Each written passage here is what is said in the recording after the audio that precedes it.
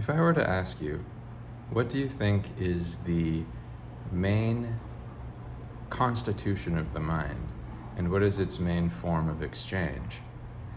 You would probably say language, since in our understanding, we exist as our thoughts, which are comprised of language that is exchanged with others. But in fact, the answer is story. Story is the language of the mind. Language itself follows story.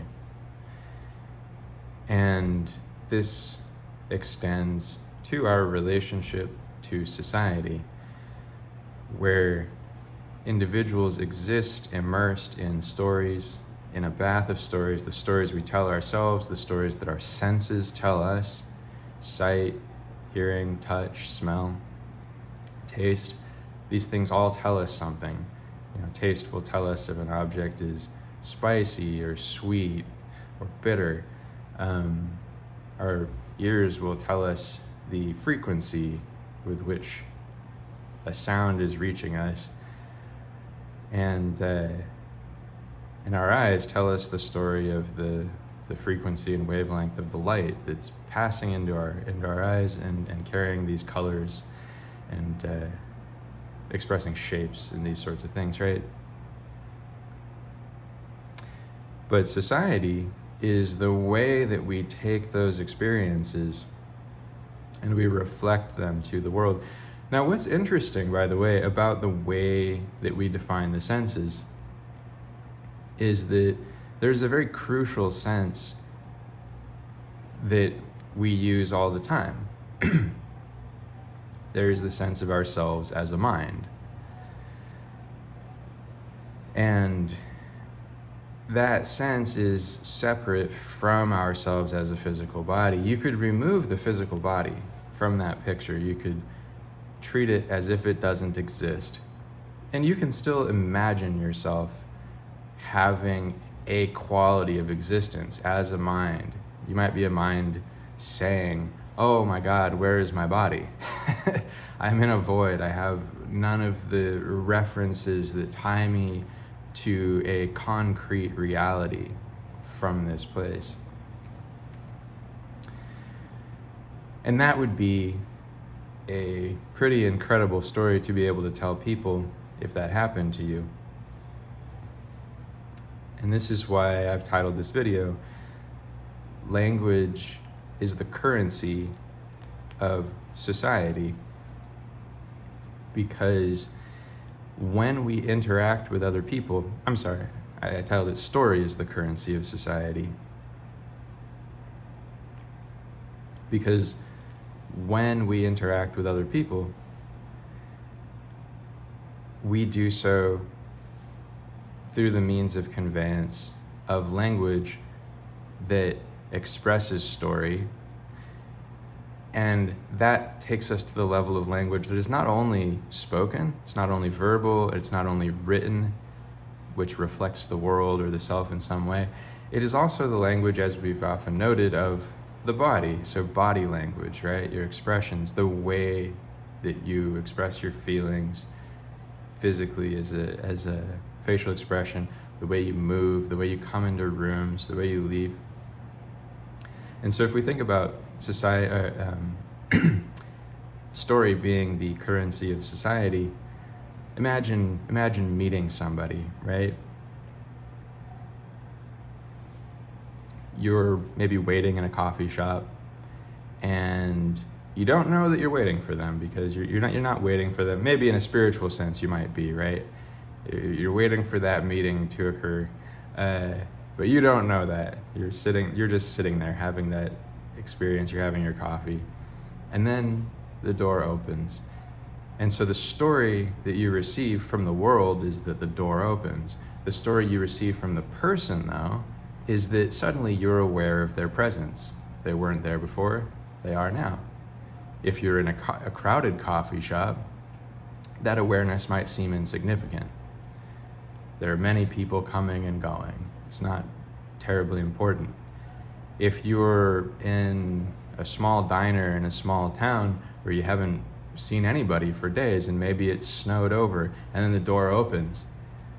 That's a lot more mysterious. You wonder, how did this person get here? Who is this person? Is it somebody I know? And if you see that it's somebody you don't know, you wonder why they're there, maybe. And let's say there's like some kind of an Amber Alert or something has gone out, right? And so if you see somebody coming in, then you know that the world story of society, the broader society, is that somebody's missing. And so you might look, and if you say, oh, this is an odd event, this person's coming in, you might look for other odd events associated with them. Do they have maybe this missing person, right? But let's go back to the coffee shop for a second.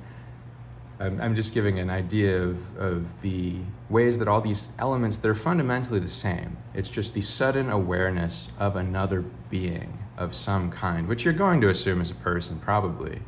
You might think it's a dog. Maybe a wolf is like pushed open the door. Or a bear or something like that, right? Depending on like if you're out in Alaska. But fundamentally, so even though the story structure is the same of those stories, they have a different resonance, they have a different meaning depending on where you are. So if you're at this coffee shop and the door opens and a person comes in, the first thing that happens, the first story that they tell you is, I exist, I physically am here. And in your world, it's not that they didn't already exist before, but it's that now they are in your awareness. They're somewhere in your awareness. You might turn them off in a second. You might go, there's a person, and I'm back to what I was doing, and I've completely written them out of my awareness. Or you might keep them in your awareness if you have some reason to. Maybe they looked interesting, or they looked familiar, and you thought about talking to them, but then you decided not to. You decided, no, it can't be the person I thought it was. But let's say they approach you and they say, hi, I know you from this place, right? Well, what they've established then, and what you've learned from them, is that you've met before. You've encountered each other before. And that is a story. And then you go, oh, yes, I recognize you. We work together, right? And then you're sitting there and you go, well, now we get into society itself. Because you could say, I recognize you, we work together, and that could be like the limit or the end of all the useful information in that scenario to you. You're like, yes, good, we work together, that's been established, and who cares beyond that? Because I'm not really that interested in the minute details of your life. But we tend to give everybody in society at least some degree of the same amount of, the only word I can think of is respect, but it's something a little different than that. It's like a consideration of like that we establish a connection to another person. Because here's the thing about society that I think is very difficult, especially for people who are introverted, is that you don't have a choice about participating in society. You are forced to participate in society because the social world, the world of people, is going to filter whatever you do through the lens of you as a person. So even inaction is an action. If you're a loud and friendly person, that's a kind of a person where people go, oh, this is a very bubbly person, it's a very vibrant, extroverted person who likes to interact with people. They are choosing to engage with society.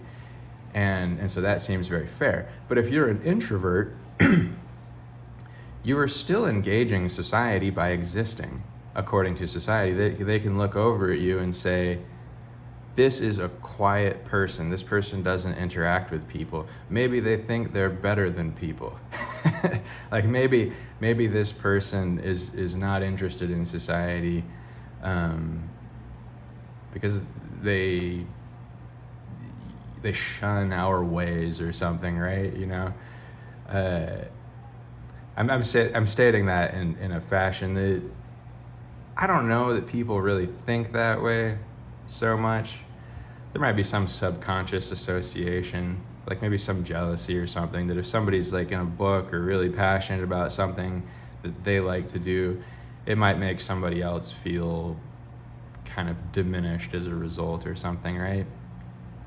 And so that brings us to the next understanding, which is that while story is the currency of society, that is what is creating everybody's perceptions of everybody else and is filtering back out into that society, so that someone even seeing you sitting still is still receiving a story about what kind of a social being you are, if you're withdrawn, if you're introverted, right?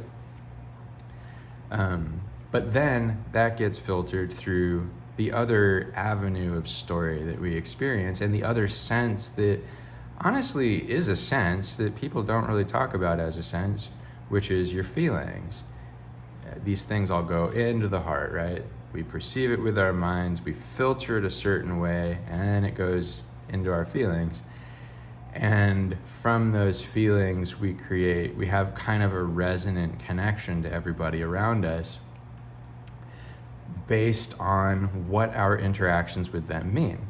And so this is where the next level of story comes in. If we go back to the person coming in through the door and you're suddenly just aware of a presence, then the real next story they tell you is not with their actions. It's if you look over at them, you will see their physical shape, their height, their facial structure and dimensions, whether they seem intimidating or threatening, or whether they seem, harmless, or quiet or withdrawn or whatever it is.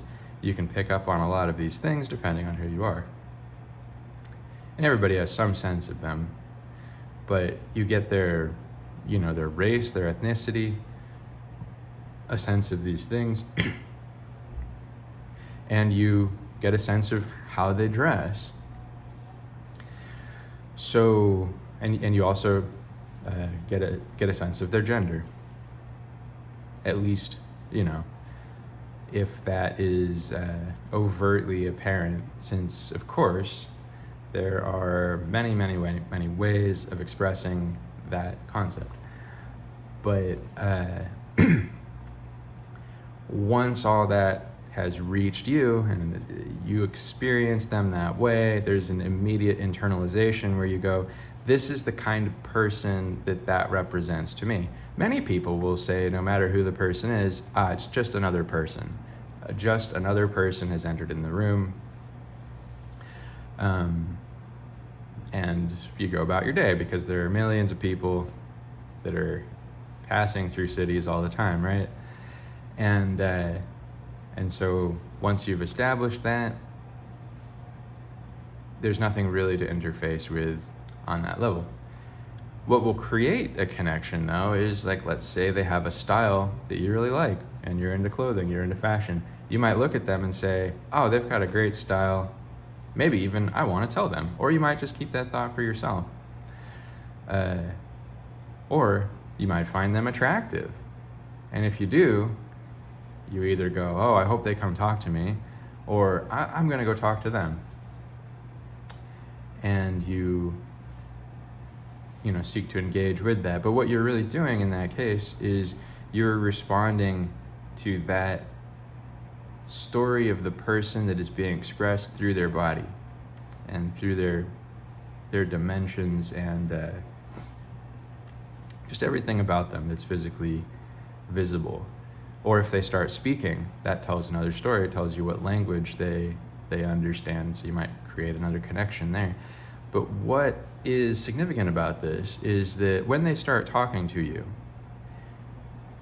all of these things that I've mentioned are all part of that expression, of that conversation.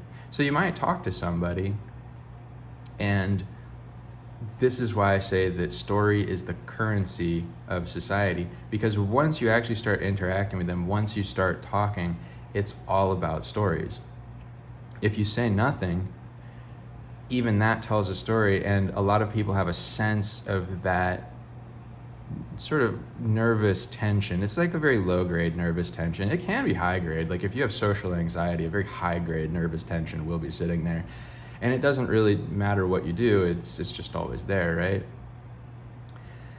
But if you're not saying anything, there's this low grade nervous tension that people call awkwardness. So social awkwardness will compel a person to talk. And what kind of stories do we tend to tell in that case? Is that we tell stories that are generally kind of contentless. They're very simple. You'll ask, oh, how are you doing today? They'll say, oh, I'm doing well. Have you had anything to eat yet? I haven't had my coffee yet. Or it was cold. It's cold outside, or I'm just on my way to work. And people will exchange these stories. So those are the very basic, very universal stories that pretty much anybody can relate to. Then there's the next level down, which is, like, how are your kids doing? How's school going for you? How's your job going? Where not everybody will have those things. Everybody will have some relationship to food. They'll have some relationship to drinking, at least water, right? Unless they're like a very spiritual person, but then I guess that their relationship to those things comes through the absence of them, where it's like if you could theoretically imagine a person who doesn't need to eat and drink, that's quite a story in itself. You could be like, hi, have you eaten or drunk today? If they tell you the truth and they say, no, I haven't had a drink in a very, very long time, or haven't eaten in years, right? Then you go, wow, that's very interesting. It tells you the story of the capacities of the world. If that were the case. But what is really happening in these exchanges when somebody is telling you these very simple things about themselves is that they are reflecting the level of the world that repeats. It's cyclical. It works sort of like music, where there are patterns of repetition, because you can't create infinite variation in music. Like theoretically you can. It's just that there is a usefulness in patterns and sounds having a predictability to them to some degree. Like there's a repeating beat. There might be a melody that is evolving, but it has some basis in something familiar. There are only 8, notes in a given octave after all. And when you take all of the octaves together, they're all versions of those 8 notes. So in that sense, like, they're repeating patterns. But what that's all a reflection of is that the stories that we tell in society are of a similar sort of a quality. They can either be novel, where somebody comes in, they come into the door, they're covered in blood, there's like bear claw attacks on them, it looks like, and bear claw marks, and they look really like haggard and like crazed. So and you look at this person, you go, they're what they are right now tells me that something unusual has happened, because novelty is not so much about something truly inconceivable happening. Like if something was truly inconceivable that happened, you wouldn't even really be able to register it if somebody told you about it or if you saw it. That's not to say that inconceivable things can't happen. It's just that, in our daily lives, what registers as something novel is something that's not truly novel. You've heard of it before, because even if this person was attacked by some kind of a space alien, the thing you still understand is physical force applied to the body and like a tearing motion and like blood and the threat, the enemy, the opposition. That's what was there, right? And so people talk about autism a lot and like what that is exactly. And this is my understanding of what autism really comes down to, is that there isn't a sense of comfort with all of the different kinds of stories that can be told, so that you come to a place of being able to just exchange them very naturally without any energy or attention to it, because you are used to living in this sort of crock pot of all of these stories of love, you know, of obligation socially, like to society. You're obligated through work, through social connection, that especially the social connection, the obligations there are that we have an effect on each other's feelings through the stories that we tell each other and exchange with each other. And so a person with autism is likely not as sensitive to those things, whereas somebody else can be sensitive to them, but decides not to do those things anyway, even knowing it's going to hurt a person's feelings because they just don't care. And that's a little different than autism. But that's why a person who has autism could register as being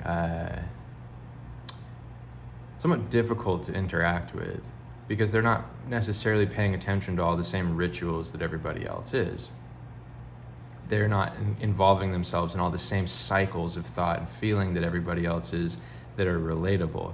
And I say everybody else, but I don't really know like how many people that is that sort of slip into all the cycles of society, because you can also just sort of not be affected by them too, and not feel any awkwardness and feel a sense of being able to go throughout your life, go throughout your day just being yourself however you are. And that being something that doesn't make you feel disconnected from everybody else. It doesn't make you feel awkward or like an outsider or strange, right? And you can probably watch a movie and more or less you either relate to what's going on, or it just doesn't really like register with you as being something that's difficult to incorporate. Like the story is known, you know the story already. It's not surprising you. If you watch a surprising story, then you're maybe more involved in that. You're like, wow, it was like time just, didn't even exist for a while. I was so involved I forgot I was there in the theater watching that movie. Or that I was reading a book and I spent 12 hours reading it, and it was like I went to a different world, right? And so having that relationship to something, having the capacity to experience something that is extremely novel that way, I think it's like, of course you can do that if you're autistic, right? But what I'm getting at is that the other stories, the ones that are not particularly novel, are all as if they are already incorporated in you. It's as if you know them. So when you encounter people, like this is why a lot of people watching a movie at the theater will have the same reaction to certain scenes, because they have a certain resonance. They register with a human being a certain way. And I put human being in quotes because it is the human experience, but not every human being has it, Like not every autistic person is gonna get what the non-autistic people are resonating with and how that experience strikes them exactly. But fundamentally, that's an aspect of comfort. It's about one's level of comfort with a story. And like people who are not autistic will still have different levels of comfort in different situations. Some people are more comfortable approaching someone that they don't know and just talking to them. What might make you uncomfortable with it in a general social way is that fundamentally you don't want to bother people. That's an aspect of society that goes right up there with, story being the currency of society. And a quick note on that, when I say story is the currency of society, again, what I mean is that when you start talking to somebody, these are all the things you're talking about. People, their feelings, world events, their responses to them, how those events made them feel.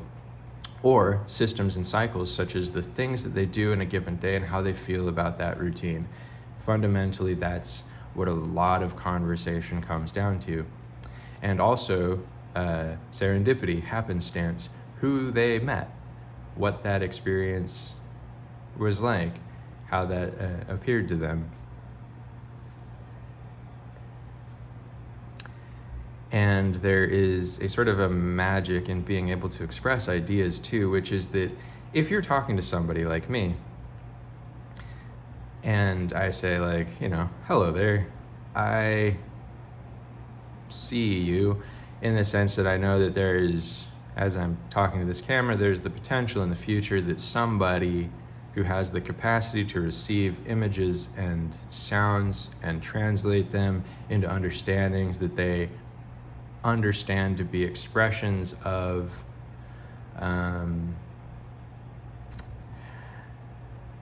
awareness, essentially. Like, I figure you're not a robot. If you are a robot, then the way that you're taking in this information is without a you. You don't really have a you. So I guess a word to the robots is that because there's a lack of experience of the information exists almost on its own plane. It's just pure information. If you have some awareness, if you have an experience of yourself, a you-ness, then there is a you. There's a separate self that is not robotic, right? What was I saying earlier? And, so kind of the point of that is that I can simulate a person. I can simulate a person I'm talking to. And what's significant here is your interest in what I'm saying is going to determine whether or not you keep listening to me. Like, if I lose you, if I have some way of expressing the world that is probably somewhat concise, somewhat novel, and isn't too self-involved, then you're probably going to find me interesting. And if I'm listening to you, people love to talk about themselves because that takes them on a journey back into their own feelings, back into their own thoughts, back into the path that they walked, which they feel some degree of affinity to because they chose to walk that path. Sometimes, we feel bad about the path we've walked. We feel bad about who we are, and then we don't necessarily want to talk about these things, or we're private, and so we don't want to share those things. There was something I wanted to say earlier. I think I missed it, but let me see. So, but what this is all about really is just, again, that the story is fundamentally the foundation of our expressions, and most of that story is made up of repeating patterns. And so within those repeating patterns of our jobs and our lives, we get a sense of feeling that is, again, almost musical. It has a structure that we find resonant because it involves ourselves. And because we are in that structure of patterns in our own lives, anytime we reflect on that structure, it is meaningful to us as individuals. For most people, I think. And then, so that creates an exchange where we exchange the structure that we see and feel, and then other people exchange that structure with us. And it's possible for our communication styles and languages to be so different that what I say will have a completely different meaning than is intended to you. And that comes from kind of a vagueness in society and in expression, and in what expressions are natural to me might not be natural to you, right? But the important thing about this is that systems and structures are presented as is.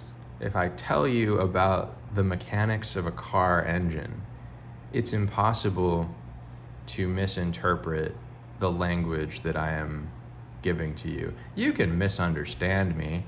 I can do a bad job of explaining how an engine works,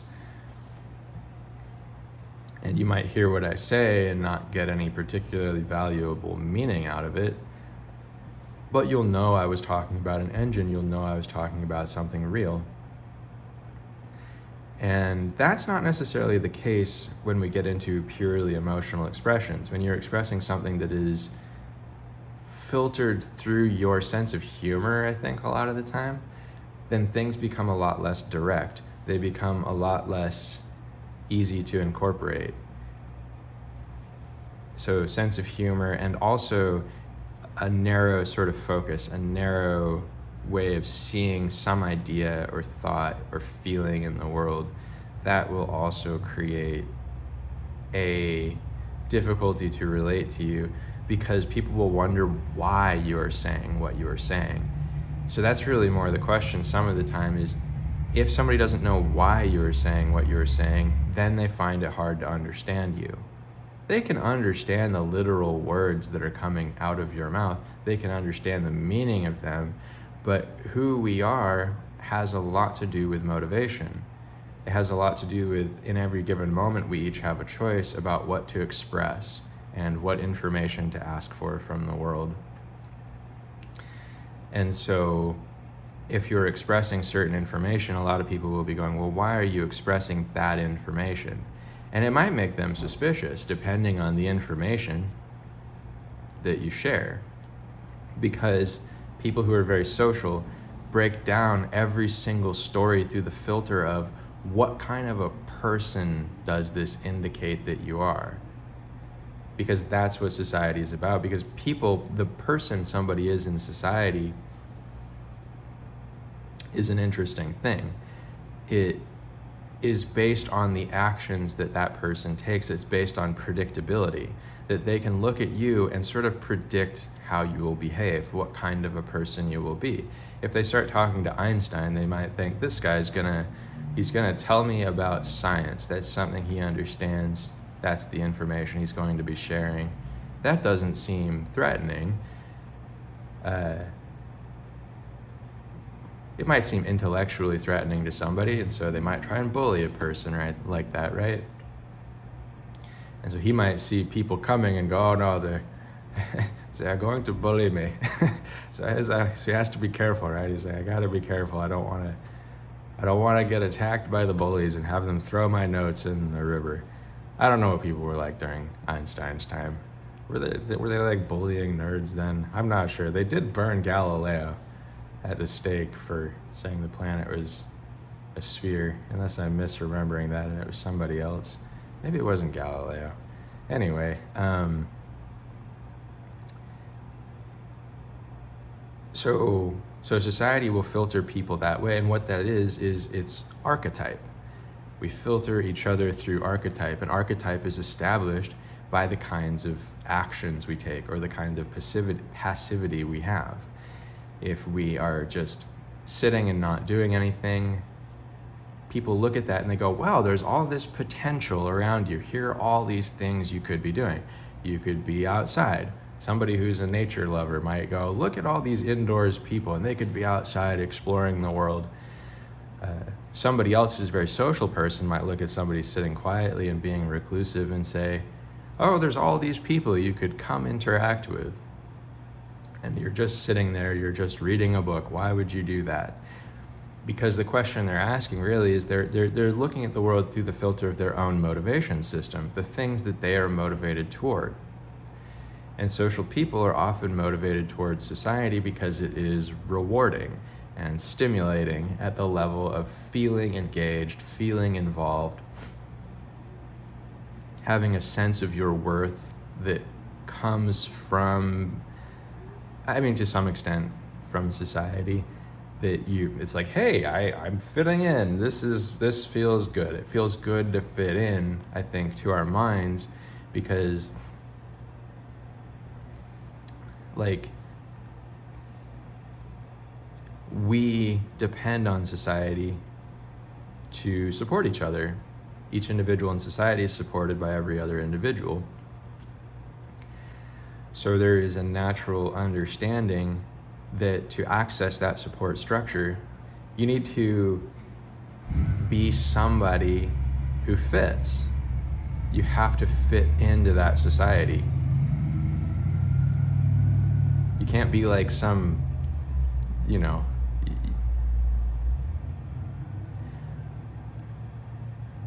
I'm looking for a word that's like a nice word, but I'm not, like, you can't be on 4chan all day,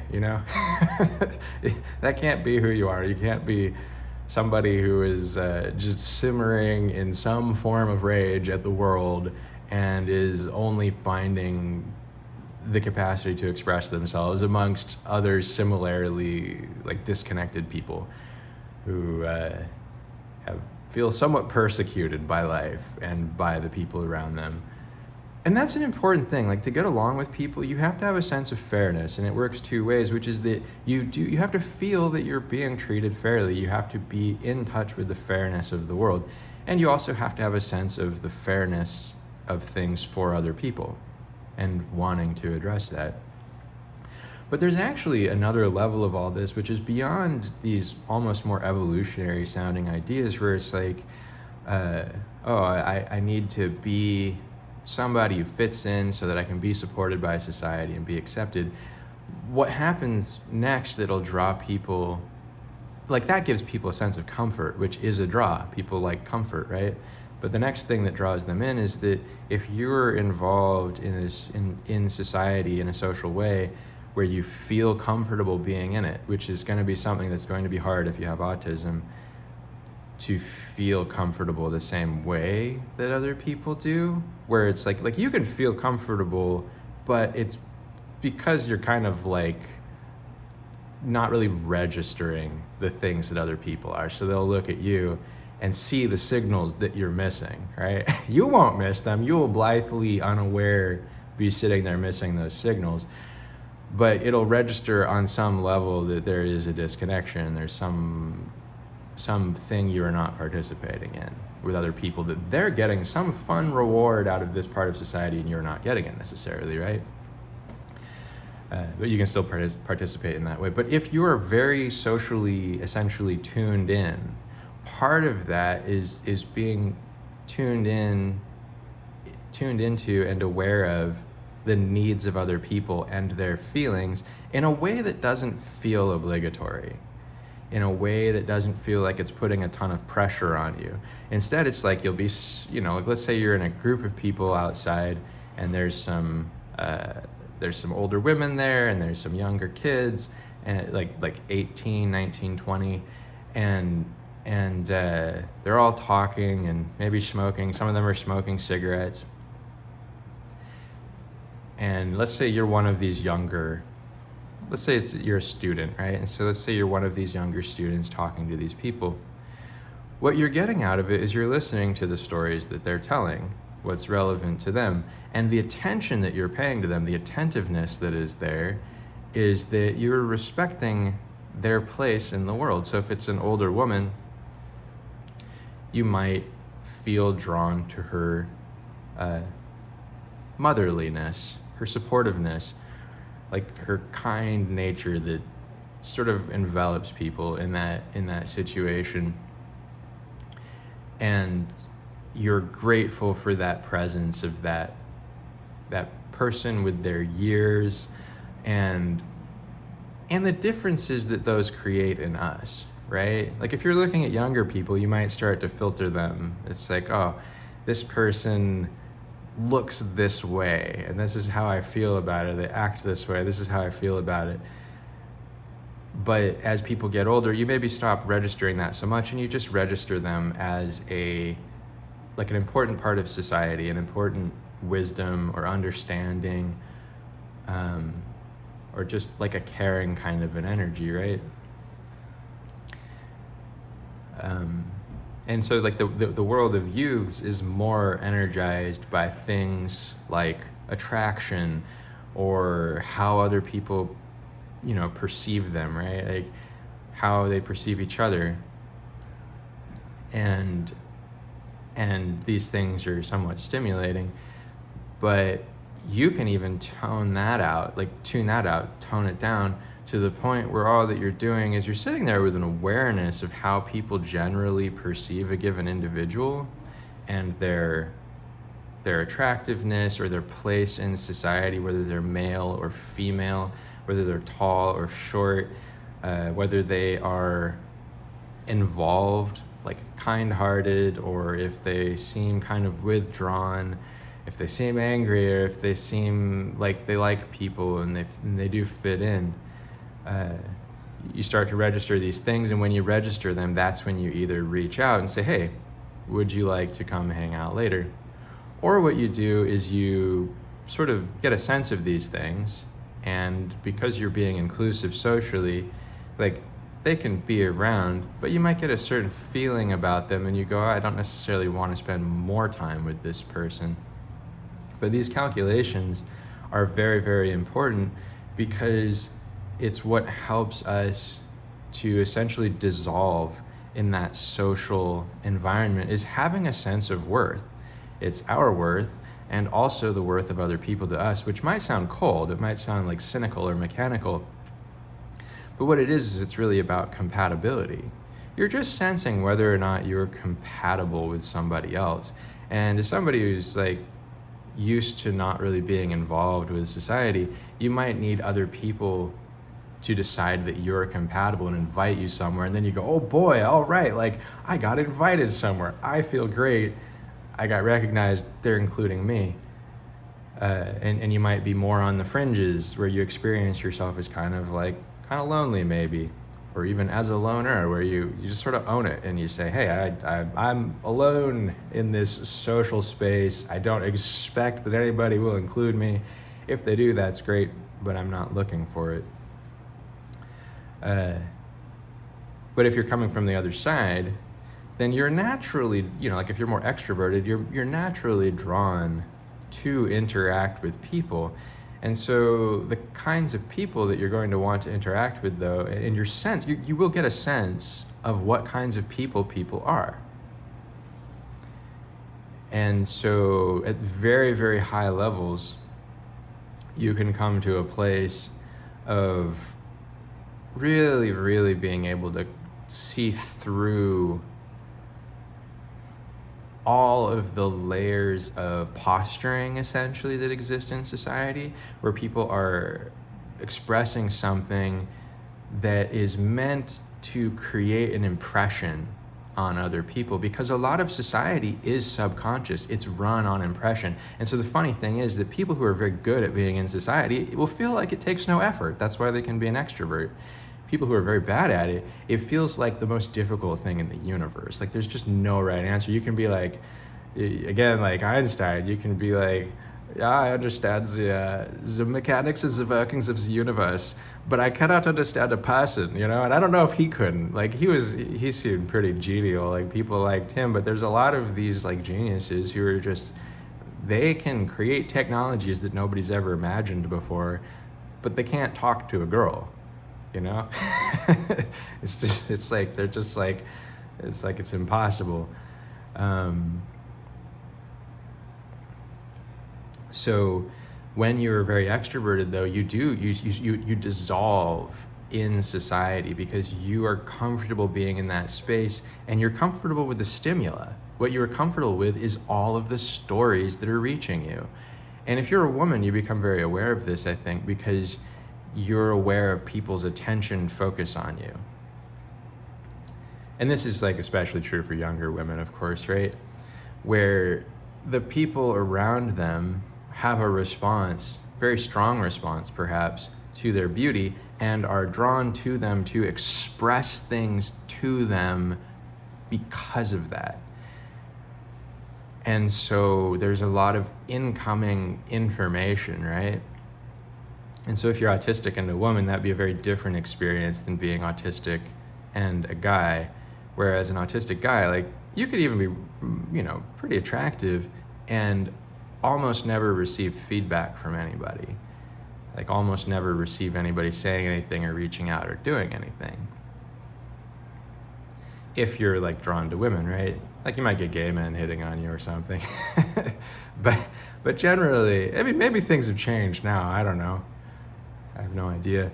But I think there's a general instinct toward that because it's not a social construct of gender or something. Like there's a little bit of that, but it's because men are drawn to be expressive and outward and,